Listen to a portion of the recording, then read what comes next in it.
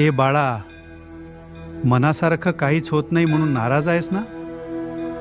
इतकी प्रार्थना केलीस, इतका विश्वास ठेवला, पण तरीही गोष्टी तुझ्या मनासारख्या घडल्या नाहीत. आणि आता तुला वाटतंय मी तुझ ऐकतच नाहीत. पण लक्षात ठेव, मी उशीर करतो, पण चुकीचं कधीच करत नाही. तू ज्या गोष्टीसाठी रडतेयस ना, कदाचित ती तुझ्यासाठी योग्य नसेल.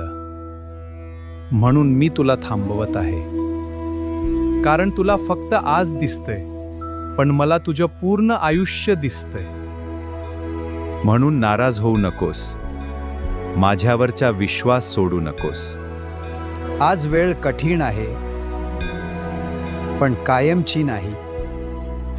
ज्या दिवशी सगळं ठीक होईल ना, त्या दिवशी तुलाच समजेल की मी तुला एकटं कधी